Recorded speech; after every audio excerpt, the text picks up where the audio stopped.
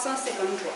Le temps est court, attends-nous de la force, où l'Éternel viendra juger les cœurs. Cherche mon âme une bonne espérance, fuis le sommeil et la paix des pécheurs. Le temps est court pour mon pour ta gloire, pour tes faux biens, pour ta frivolité. De ton orgueil périra la mémoire, de ton éclat passera la beauté. Le temps est court, âme triste et souffrante, enfant de Dieu sur la terre exilée.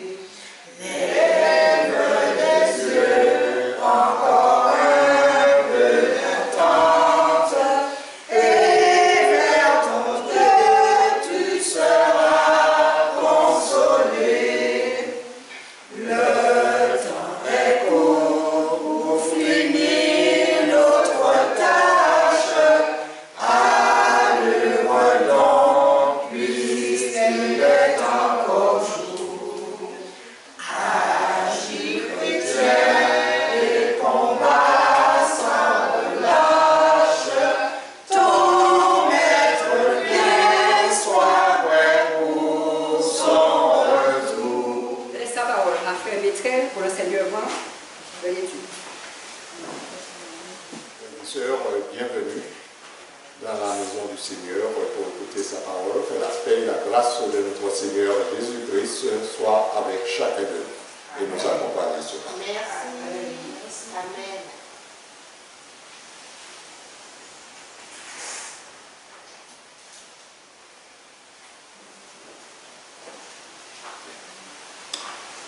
Nous avons lu un texte dans le livre d'Ésaïe, au chapitre 10, le verset 22.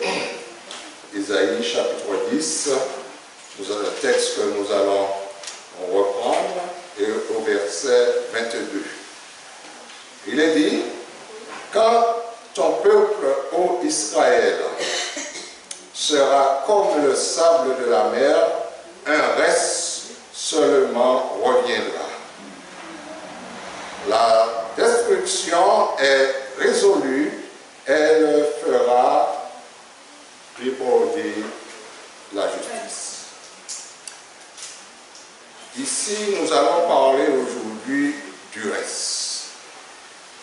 Nous savons que dans toutes les périodes de temps, dans toutes les générations, il y a eu toujours un reste qui resta fidèle au Seigneur pour que la vérité puisse se propager, pour que la vérité puisse être connue.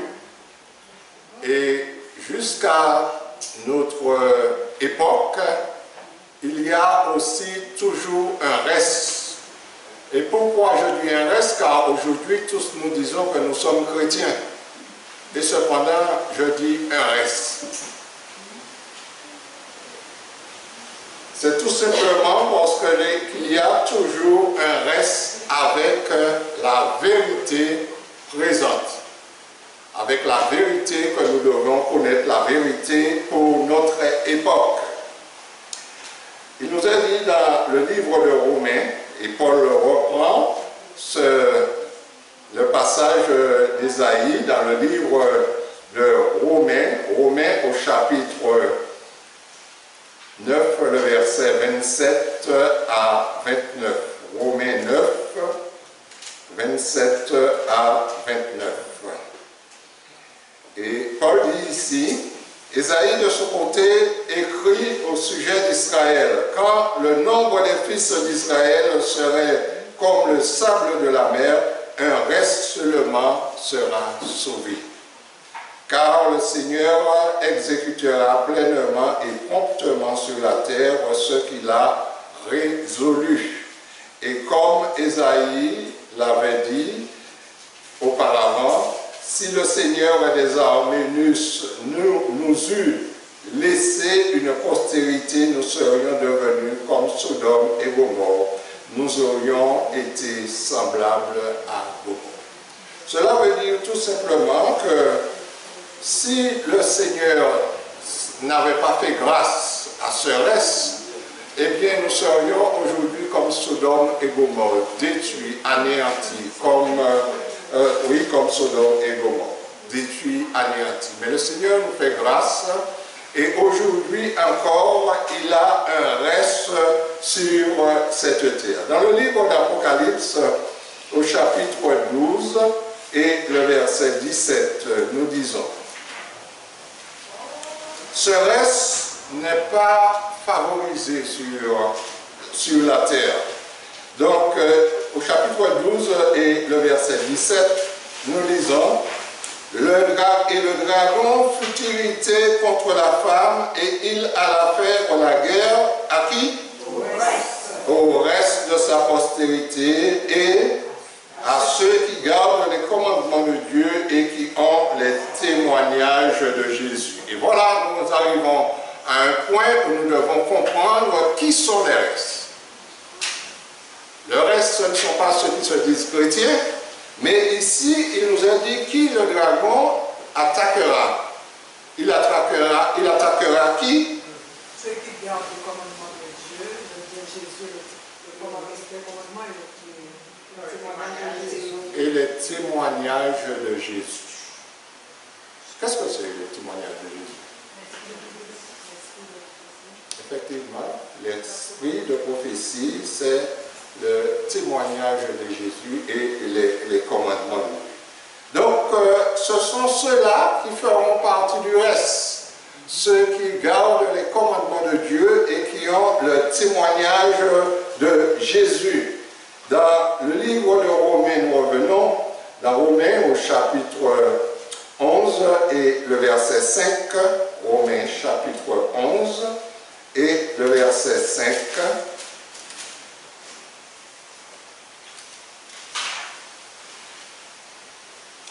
Il est dit: de même aussi dans le temps présent, il y a un reste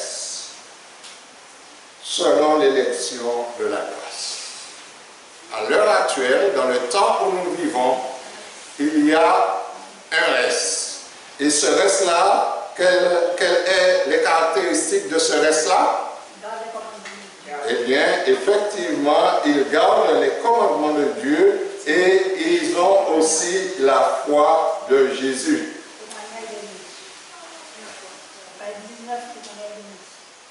Le témoignage de Jésus. Donc, nous allons lire aussi dans 2 Timothée, chapitre 3, le verset 12. Livre de 2 Timothée, chapitre 3, et le verset 12. Donc, je disais que le reste n'est pas bien loti, c'est-à-dire ils ne sont pas des privilégiés sur la terre, bien qu'ils ont le Seigneur comme protection, mais la parole de Dieu nous dit: or, 2 Timothée 3, 12, or tous ceux qui veulent vivre pieusement en Jésus-Christ seront persécutés. Et c'est le sort du reste, frères et sœurs. Sur tous ceux qui veulent vivre pieusement en Jésus-Christ, qui veulent observer les commandements de Dieu, qui veulent garder la foi, les témoignages de Jésus, eh bien, il faut s'attendre à être persécuté par les gens de ce monde. Et même par certains frères. Le monde vit, frères et sœurs, depuis 6000 ans déjà. 6000 ans que le monde vit. Et dans toutes les générations, depuis le péché, nous sommes la dernière génération à subir plus que toutes les autres générations aujourd'hui. Peut-être que nous ne nous rendons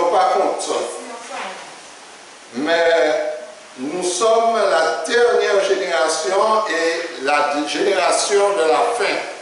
Après nous, il n'y en aura pas d'autres. Le Seigneur revient bientôt. Les signes de la seconde venue de notre Seigneur Jésus-Christ se montrent partout autour de nous.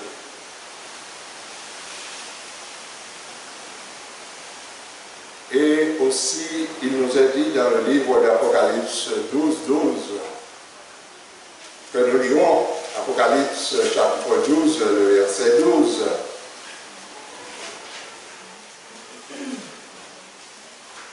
C'est pourquoi réjouissez-vous cieux, et vous qui habitez dans les cieux. Malheur à la terre et à la mer, car le diable est descendu vers vous, animé de quoi? D'une grande colère, sachant qu'il a peu de temps. Et sa colère est contre qui? Au verset 17, la dernière partie, ceux qui gardent les commandements de Dieu et qui ont les témoignages de Jésus. Et ceux-là, ils sont détestés par le diable lui-même et par ses agents. Je dis que nous vivons une période où il va se passer des choses que la terre n'a pas connues. Pour preuve, nous lisons dans le livre de Daniel.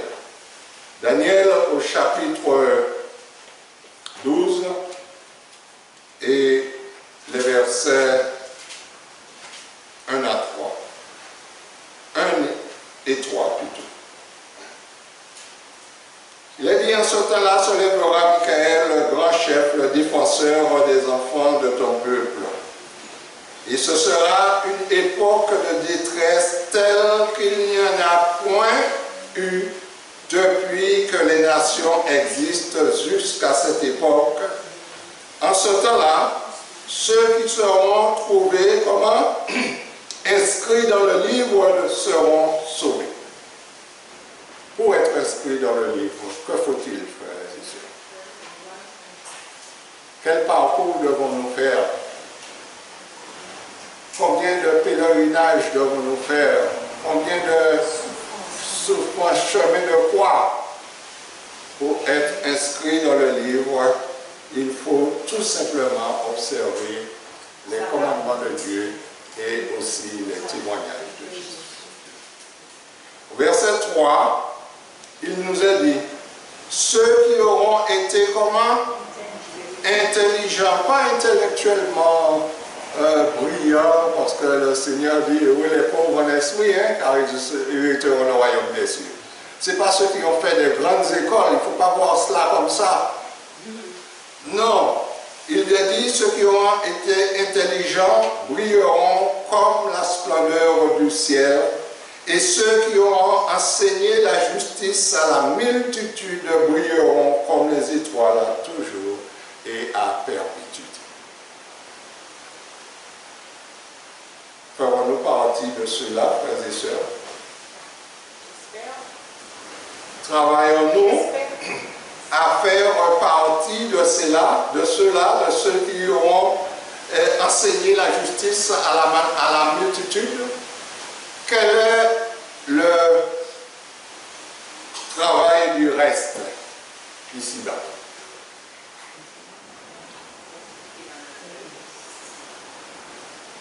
Nous sommes un peuple le dernier de la terre et nous avons reçu plus de lumière que tous les autres peuples. Vous êtes d'accord avec moi? Oui. Nous avons reçu plus de lumière. Est-ce que cela veut dire que nous sommes plus près du Seigneur pour cela? Avec toute la lumière que nous avons reçue. Alors, si nous ne sommes pas plus près du Seigneur, qu'avons-nous fait de cette lumière que nous avons? Si nous avons reçu beaucoup de lumière, c'est pourquoi faire avec? Pour le prêcher et pour la lumière. Qu'est-ce que le Seigneur disait de ses disciples? Péché d'aller, Aller de deux en deux, enseigner. On parle de lumière.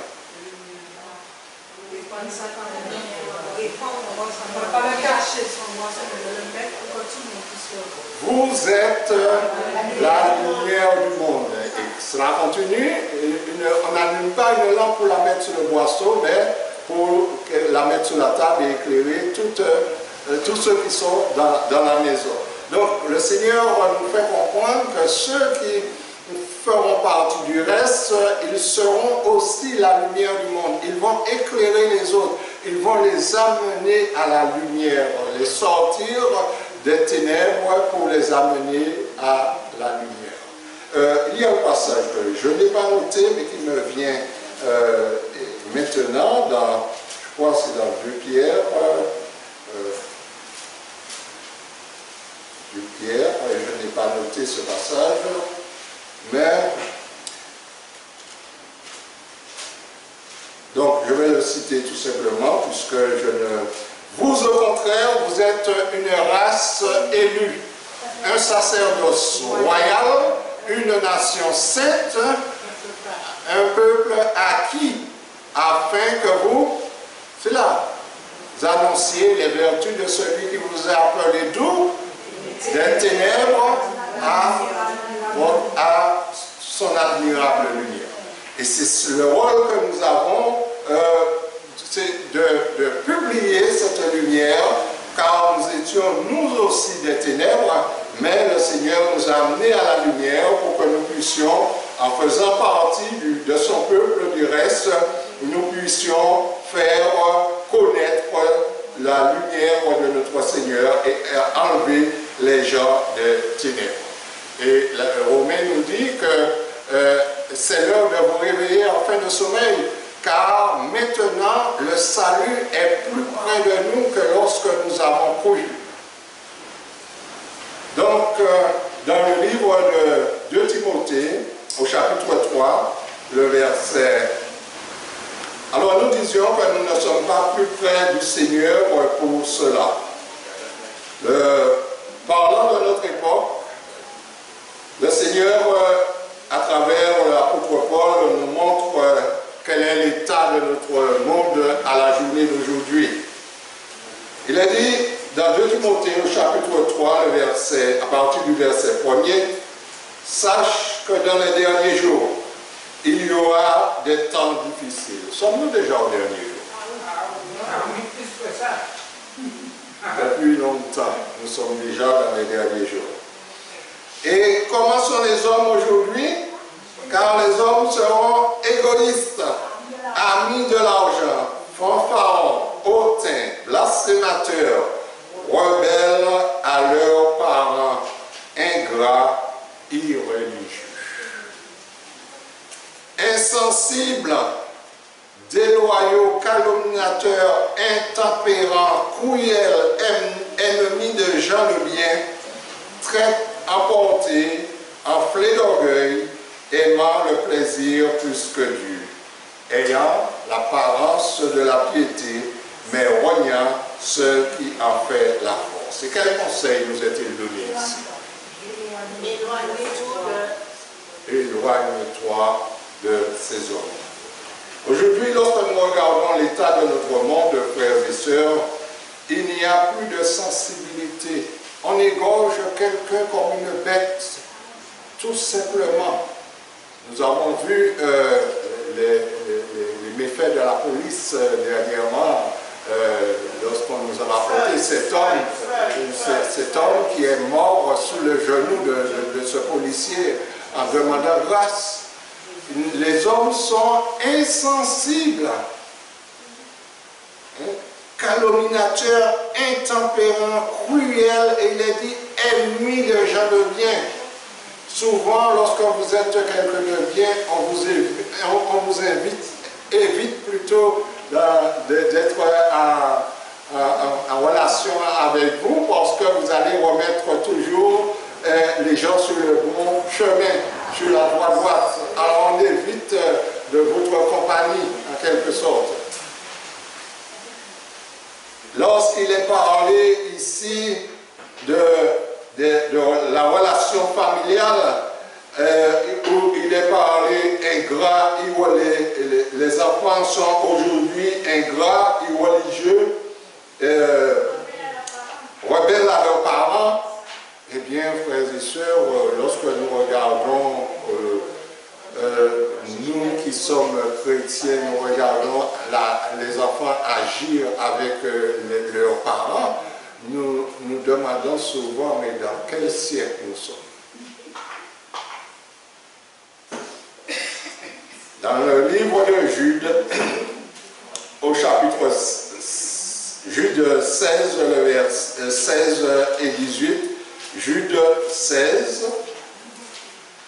et 18,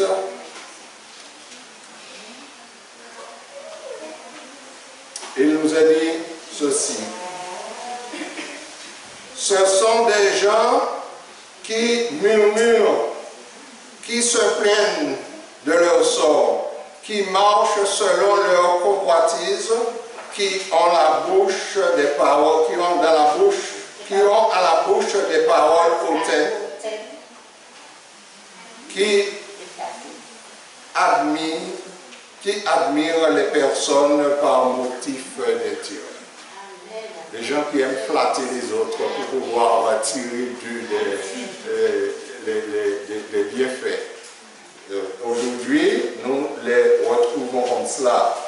Et au verset 18, il est dit, il vous disait que dans les derniers temps, il y aura des moqueurs marchant selon leur convoitise impie.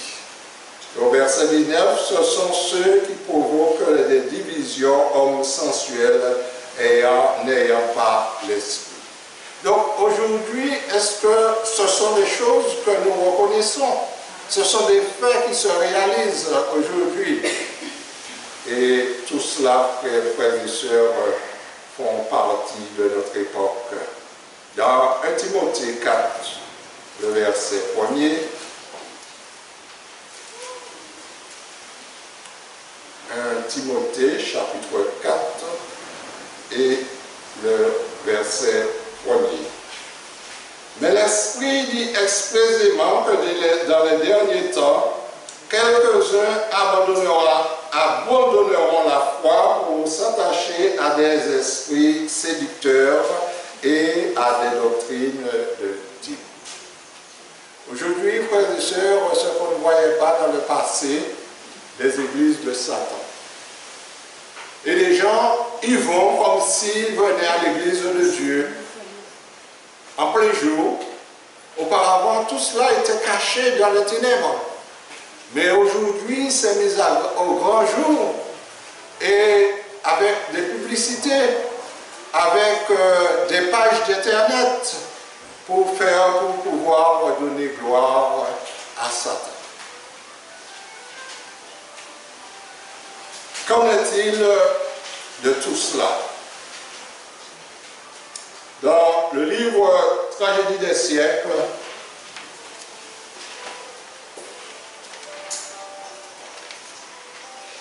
à la page 496 à 497, le Seigneur dit: l'histoire de l'ancien Israël est une image frappante de celle des Adventistes. Dieu avait conduit ces derniers comme il avait conduit le peuple hors d'Égypte.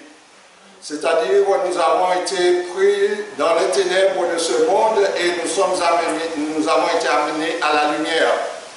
Et Dieu nous a amenés, il nous a dit, Dieu avait conduit ces derniers tout comme il avait conduit son peuple hors d'Égypte. Dans le grand désappointement, leur foi avait été éprouvée comme avait été celle des Israélites à la mer Rouge. S'ils avaient continué à mettre leur confiance en celui qui les avait conduits, ils auraient vu le salut de Dieu. Ici, il est parlé de nous, adventistes du 7e jour.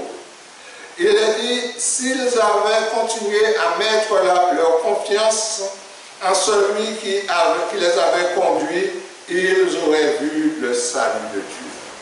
Si tous ceux qui travaillaient de commun accord à l'œuvre en 1844 avaient reçu le message du troisième ange et avaient proclamé la vertu du Saint-Esprit, le Seigneur aurait par eux opéré avec puissance, un flot de lumière se serait répandu sur le monde et les habitants de la terre auraient reçu l'avertissement.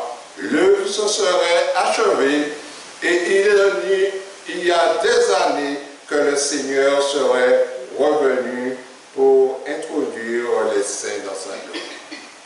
Voyons ça, frères et sœurs. Si en 1844, l'œuvre avait été faite, ils avaient mis leur confiance dans le Seigneur, aujourd'hui nous ne serions pas là. Il a dit, Dieu ne désire pas que les Israélites errassent 40 ans dans le désert. Il voulait les conduire directement au pays de Canaan et les y voir saints et heureux. Mais ils ne purent y entrer à cause de quoi? À cause de leur incrédulité, leur murmure et leur apostasie, les firent tomber dans le désert et une autre génération fut suscitée pour posséder le pays promis. Dieu ne désirait pas non plus que le retour de Jésus tardasse si longtemps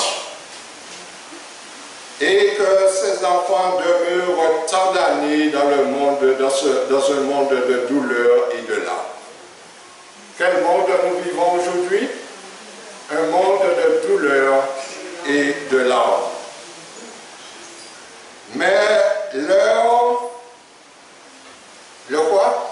leur incrédulité les sépara de Dieu. Il est parlé ici de nous, frères et sœurs.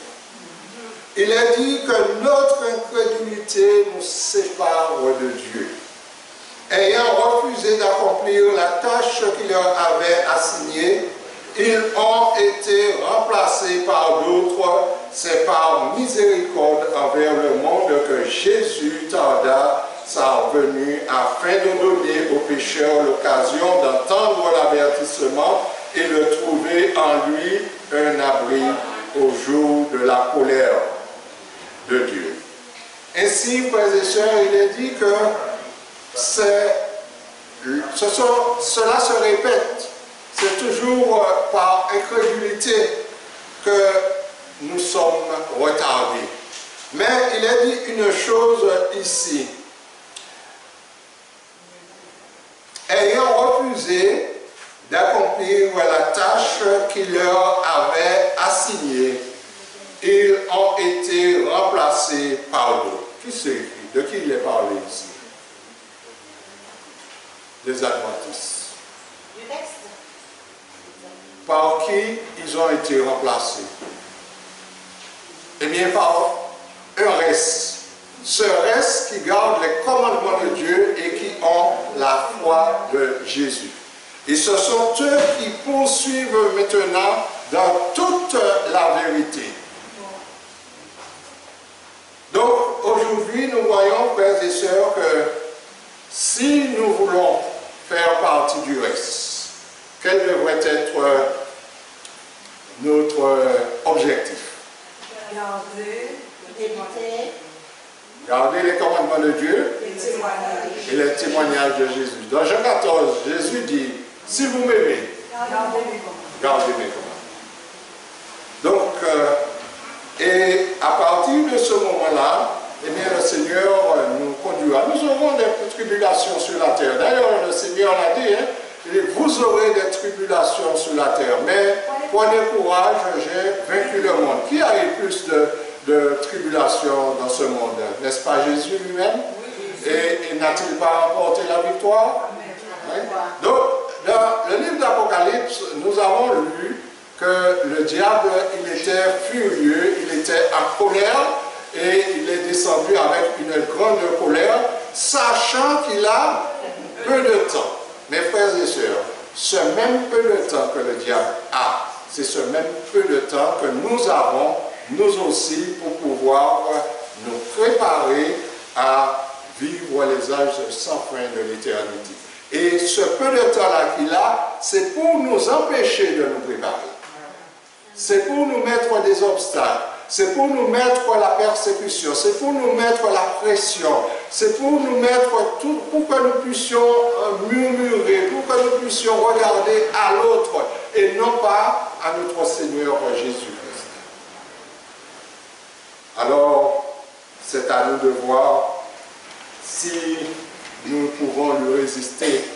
Car la Bible dit dans Jacques, résistez-lui d'une foi ferme et il fuira loin de vous. Nous aurons des difficultés, c'est vrai que nous aurons des difficultés. Le Christ lui-même, il en a, lui qui était le bois vert.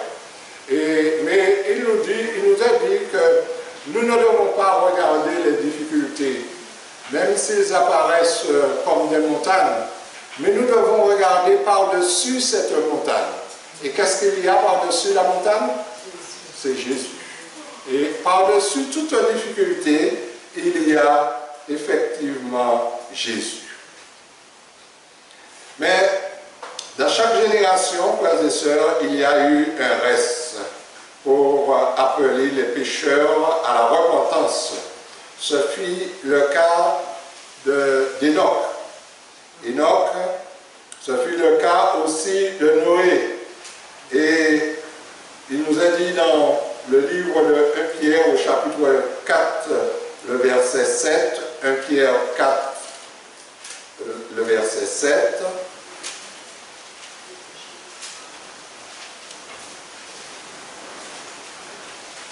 la fin de toute chose est proche. Et que devons-nous faire? Soyez donc sobres pour pouvoir vaquer à la prière. Donc, la prière est indispensable dans le temps auquel nous vivons. La Bible nous exhorte à prier comment? Sans cesse. Et c'est-à-dire, il ne s'agit pas de se mettre à genoux à tout moment pour prier, mais avoir une relation constante avec le Seigneur. Sans cesse, nous devons être en relation avec le Seigneur. Et cette relation nous donnera la force de surmonter les épreuves. Cette relation nous adoucira les épreuves que nous aurons à passer ici-bas, à souffrir. Car nous sommes appelés à souffrir pour le Seigneur, car il a souffert pour chacun de nous. Dans le livre Patriarche et Prophète, à la page 63, il nous a dit ce que faisait Enoch. Enoch dénonçait le mal sans crainte ni ménagement. Aujourd'hui, on ne veut déranger personne. On laisse faire. Il connaît, il sait. On dit, il faut avoir de l'amour. Et Enoch, il nous a-t-il dit, dénonçait le mal sans crainte ni ménagement, tout en prêchant l'amour de Dieu et en conjurant ses contemporains d'abandonner leur conduite. Il les avertissait des jugements qui allaient fondre sur les injustes. L'Esprit du Christ dont il était animé ne se manifestait pas seulement en parole d'amour et en supplication. Les hommes de Dieu ne se bornent pas à faire entendre les choses agréables. Les hommes de Dieu ne se bornent pas à se faire entendre les choses agréables. Cependant, il y en a, la Bible nous dit que dans ce temps où nous vivons, il y en a de ceux qui n'aiment pas entendre, qui aiment entendre des choses agréables. Et il y en a beaucoup de pasteurs, de prédicateurs qui prêchent des choses agréables et qui drainent une foule de personnes après eux parce que, eh bien, le péché n'est pas sanctionné. Et donc, ils arrivent à drainer beaucoup de personnes. C'est l'amour, c'est la paix, Jésus nous aime et tout cela. Et comme ça, ils ont beaucoup d'adeptes. Mais, frères et sœurs, la vérité telle qu'elle est aujourd'hui, l'esprit de prophétie, la Bible et l'esprit de prophétie, il est dit dans Isaïe 8, 20, s'il ne parle pas ainsi à la loi et au témoignage, il n'y a point dehors pour le peuple.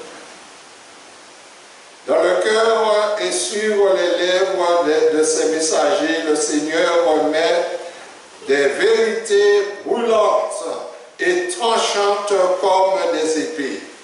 La puissance de Dieu qui agit par le moyen de son serviteur produisait une profonde impression sur eux, sur ceux qui l'entendaient.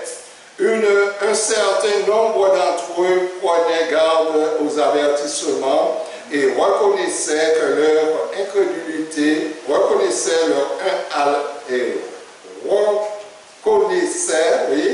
à leur incrédulité. Mais la multitude tournant en dérision ces paroles ne se plongeait que plus aveuglément dans le mal. Quelques-uns écoutaient. C'est pourquoi aujourd'hui nous ne savons pas qui va accepter de se remettre en question, qui ne va pas le faire. Et c'est pourquoi il nous est dit que nous devons prêcher cette lumière, cette parole. Prêche la parole, nous dit Paul, à toute occasion, favorable ou non. Nous ne devons pas attendre non plus le moment favorable. Mais car le moment favorable ne viendra jamais. Et donc nous savons qu'il y a de ceux qui vont accepter malgré tout la parole de Dieu. Dans les derniers jours, les serviteurs de Dieu devront faire entendre au monde un message semblable.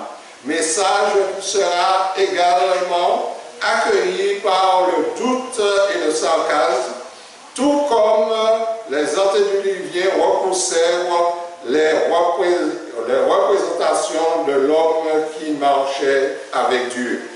La dernière génération rejettera les avertissements du ciel. Qui est cette dernière génération? C'est nous aujourd'hui, frères et sœurs. Il est dit, la dernière génération rejettera le message du ciel. Et cependant, le Seigneur sait ça, mais pourquoi il nous dit d'aller? Le Seigneur nous dit déjà que la dernière génération rejettera le message du ciel. Et pourquoi faut-il y aller?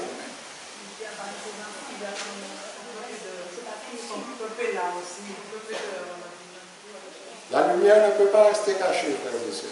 Il y a un témoignage à rendre. Et il y a encore de ces enfants qui sont dans les ténèbres. Et c'est vrai que ce matin, on faisait l'exemple de ce larron qui, au dernier moment, a eu le salut. Et encore aujourd'hui, il y en a des larrons dans le monde qui doivent hériter le salut. Donc, c'est pourquoi nous devons prêcher la parole.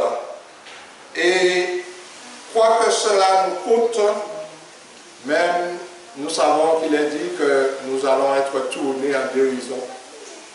Nous allons être ridiculisés, mais qu'importe. Nous allons être passés pour fous.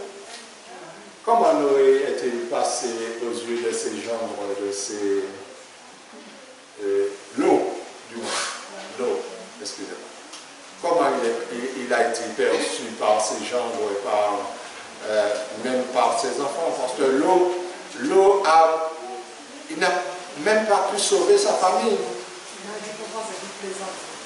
Oui, c'est un illuminé. Il dit n'importe quoi. Oh, le plaisir que nous vivons aujourd'hui, et puis il veut que nous partions pour aller où? Il ne sait même pas. C'est un peu ça. Aux yeux de ces gens, il plaisantait.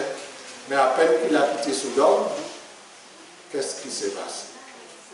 Eh bien, le jugement de Dieu est tombé et le feu les a tous anéantis.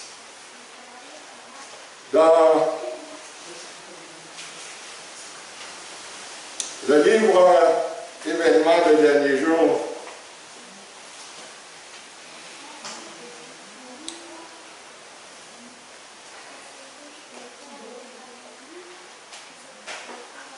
Événements des derniers jours,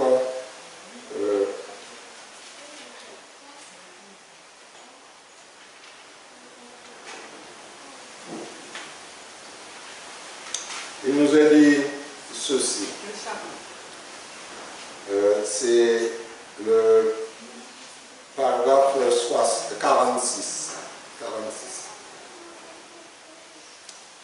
Il a dit, la gloutonnerie, l'intempérance sont à la base de la grande dépravation morale de notre monde. Satan le sait et il ne cesse d'entrer plutôt l'homme, hommes et femmes, afin qu'ils cèdent à leur goût au mépris de la santé et même de la vie. Manger, boire, se revêtir, se vêtir, sont devenus le but de la vie pour pour le monde. Il était un état des choses exactement semblable existe avant le déluge. Et cet état de dissipation est l'une des preuves caractéristiques de la fin prochaine de l'histoire de notre monde. Aujourd'hui, frères et sœurs, lorsqu'il y a à boire et à manger, eh bien, on ne se limite pas. C'est la fête, matin, midi et soir, toute la semaine, on ne se rassasie pas. Pour le boire et le manger. Et il a dit, la gloutonnerie, l'intempérance, aujourd'hui, on voit que les hommes n'ont pas faim pour cela. Mais c'est... Et il a dit que Satan le sait aussi. Sur quoi Satan a fait pécher le premier parents? Sur la nourriture. Sur la nourriture. Et aujourd'hui, sur quoi pensez-vous? Puisqu'il est dit, il a tenté Jésus sur quoi? Si tu as faim, fais que ces pierres deviennent des pains. Jésus n'avait-il pas faim? Après 40 jours de jeûne. Aujourd'hui encore, le boire et le manger, frères et sœurs, la bonne chair, eh bien, ça attire énormément. Et le confinement, nous voyons que les gens ont eu faim pendant le confinement beaucoup. Et aujourd'hui, on prépare, j'ai entendu que sur la Batelière, ils préparent des strades en plein air avec à boire et à manger, avec les normes de distanciation, pour que tout le monde puisse y venir. Et boire et manger. Et je vous dis, si vous allez faire un tour par là, vous allez me dire combien de personnes, si vous savez compter le nombre de personnes qui s'y trouvent. Donc, quel que soit le prix, mais on était confinés, on a faim, maintenant il faut que nous mangions. Voilà. Donc, nous poursuivons toujours dans le même livre. Il a dit, le tableau, c'est la partie 47, Le tableau qu'on nous propose à l'écriture inspirée du monde antédiluvien ne représente avec trop de vérité les conditions vers lesquelles la société moderne se hâte. Mais à l'époque, lorsque Sir White a écrit ceci, on se hâtait, effectivement, mais maintenant on a déjà dépassé tout ça. C'est dépassé depuis longtemps. Il nous est dit aussi, au paragraphe 48, nous savons que le Seigneur ne tarde pas à venir. Le monde devient rapidement ce qu'il était au jour de Noé. Et il est abandonné à l'égoïsme. On mange, on boit avec excès. Les hommes boivent des boissons empoisonnées qui les rendent fous. Qu'est-ce que c'est que ça? Les boissons empoisonnées qui les rendent fous.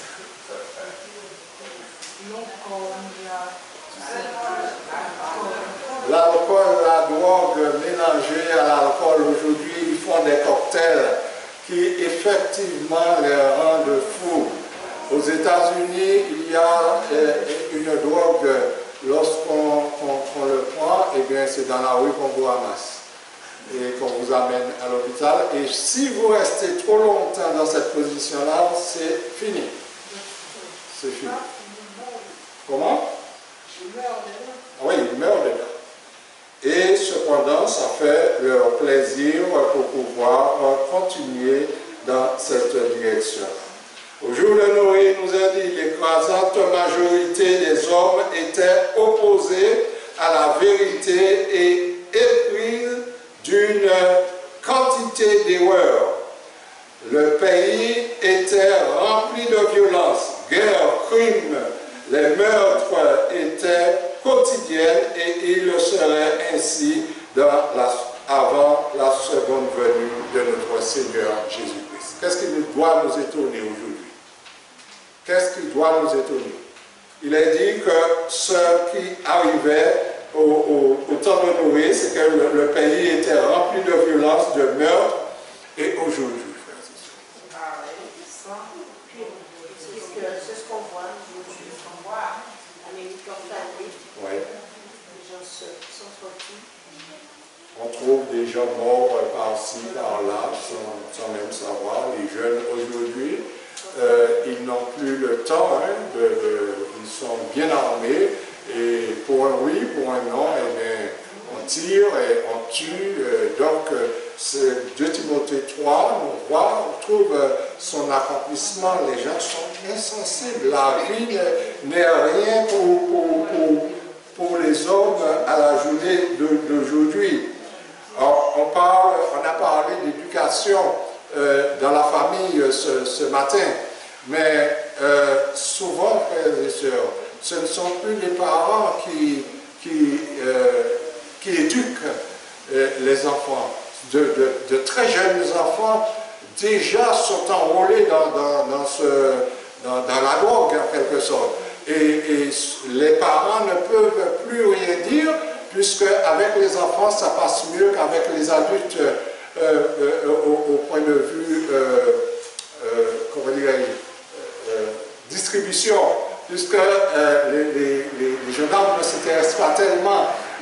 Lorsqu'ils savent, ils s'intéressent, mais lorsqu'ils ne savent pas, eh bien les enfants passent et font la distribution mieux que les grands. Et parce que ça s'est produit en Martinique déjà, lorsque les parents arrivent ou veulent épargner leurs enfants et qu'ils se sont déjà enrôlés, ce ne sont plus les enfants qui se présentent, mais ce sont les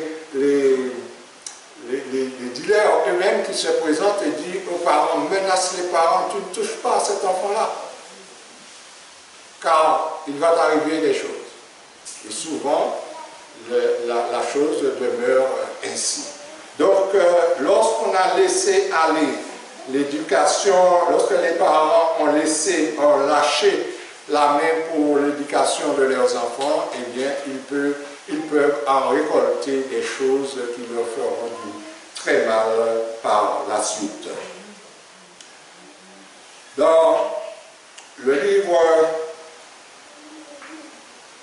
il est dit que malgré les conditions de ce monde, frères et sœurs, le Seigneur veut que dans le livre de Matthieu 24, le verset 14, que cette bonne nouvelle du royaume, car c'est une bonne nouvelle, c'est la seule bonne chose qui nous reste sur la terre, l'évangile éternel. Pourquoi? Le Seigneur dit, cette bonne nouvelle du royaume sera prêchée dans le monde entier. Pourquoi faire? Oui, ensuite viendra la fin. Il n'est pas dit pour que tout le monde puisse être converti, pour que tout le monde puisse venir au Seigneur. Mais il est dit que cette bonne nouvelle du royaume sera prêchée dans le monde entier pour servir de témoignage. Il faut que tous nous connaissions, que nous devions garder la loi de Dieu et les témoignages de Jésus. Maintenant, à partir du moment que nous avons fait notre travail, le Seigneur ne nous a pas demandé d'aller convertir quiconque, car personne n'a jamais converti quiconque. La personne entend la parole, l'Esprit de Dieu fait un travail en cette personne, et la personne est rendue sensible à la parole de Dieu, et la personne prend une décision. Mais s'il n'y a personne qui prêche, comment pourront-ils entendre? Donc voilà le travail que le Seigneur donne à ses enfants. Mais dans le livre de Matthieu, au chapitre 24, le verset 37 à 39, Matthieu 24, 37 à 39, il est dit,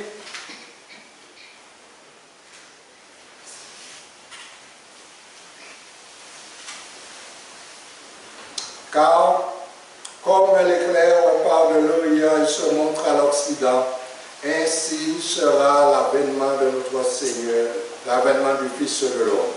En quelque lieu que le cadavre se trouve, entre quelques lieux que soit le cadavre, là s'assemblera les aigles. Aussitôt après ce jour de détresse, le soleil s'obscurcira, la lune donnera plus sa lumière, les étoiles tomberont du ciel et la puissance des cieux seront ébranlées. Ces choses, frères et sœurs, il ne faut pas les attendre. Cela se trouve, ces prophéties ont été réalisées dans le passé et aujourd'hui, frères et sœurs, ce que nous devons attendre, c'est la venue de notre Seigneur Jésus-Christ. À tout moment, il peut paraître sur les lieux du ciel. Dans le livre d'Ézéchiel, au chapitre 3, le verset 10, pour nous faire comprendre, Ézéchiel chapitre 3, les versets 10 et 11, il me dit, fils de l'homme, mange ce que tu trouves à manger. Voilà, c'est Ézéchiel 3, oui. C'est le verset 10 et 11. Je me suis pris le verset premier. Il me dit, fils de l'homme, reçois de ton cœur, écoute de tes oreilles les paroles que je te dirai. Quelles paroles que nous devons apporter? Les paroles, nos paroles? La parole de Dieu.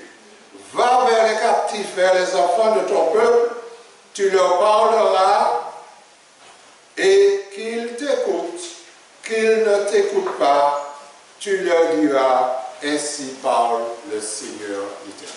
Et voilà la mission que nous avons reçue du Seigneur, d'aller et de dire aux autres ce que le Seigneur nous envoie et que le Seigneur les aime, que le Seigneur veut leur bien, que le Seigneur veut les sauver.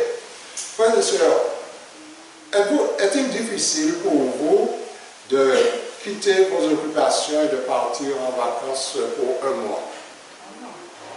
C'est pas difficile? Mais des fois, il nous manque l'argent nécessaire pour pouvoir passer de bonnes vacances. Mais le Seigneur nous offre des vacances. Le Seigneur nous offre des vacances. Et des vacances merveilleuses, des vacances que nous n'avons même pas idée, qui ne sont même pas montées à notre mémoire. 1000 ans. J'espère pas que de vacances là. 1000 ans, frères et sœurs, de vacances. Ce n'est pas un mois, ni une année, ni 10 ans. 1000 ans de vacances. Et qui plus est, en compagnie de qui? Jésus. En compagnie de Jésus qui nous a aimés, qui est venu mourir pour nous sur la croix du Calvaire, afin de nous donner ce privilège, frères et sœurs, de passer 1000 ans de vacances avec lui. Où? En Amérique? En Russie? Dans sa patrie. Il est allé nous préparer une place. La place est prête. Mais nous, sommes-nous prêts? Sommes-nous prêts? Il est en train d'user de patience envers nous, frères et sœurs. Et aujourd'hui encore, nous sommes en train de murmurer, nous sommes en train de revendiquer. Qu'est-ce que nous avons à revendiquer? Il nous demande une chose. Et la chose qu'il nous demande, si vous m'aimez, gardez mes commandements. Mais nous sommes en train de dire que les commandements sont abolis. Il a observé pour nous à la croix. Non, nous devons observer les commandements. Oh, il y en a encore beaucoup à dire, mais l'heure est largement dépassée. Donc, frères et sœurs, que Dieu nous aide afin que nous puissions réfléchir que, comme Satan le sait, et il fait tout pour pouvoir nous empêcher d'entrer dans le royaume des cieux, parce qu'il sait qu'il lui reste peu de temps. Nous aussi, il nous reste très peu de temps, frères et sœurs, comme Satan. Et ce temps-là, puissions-nous l'employer à nous affermir. L'apôtre Paul dit, affermissez votre élection. C'est-à-dire, nous sommes candidats pour le ciel. Mais ça ne veut pas dire que nous sommes déjà élus. Donc, nous sommes sur le chemin de la sanctification. Et la parole de Dieu dit, ceux qui persévéreront quand? Jusqu'à la fin seront sauvés. Que celui qui se croit debout est sauvé maintenant, prenne garde de tomber. Nous ne devons pas être satisfaits de notre position aujourd'hui, mais nous devons continuer à gravir cette échelle de la sanctification en demandant à Dieu de nous aider, car de nous-mêmes, nous ne pourrons pas seuls le faire. Que Dieu nous aide, qu'il nous bénisse, et que tous ici, je le souhaite, que nous soyons un jour, que nous fassions un jour, au grand jour de l'éternité plutôt, fassions partie du peuple de Dieu, le reste qui garde ses commandements.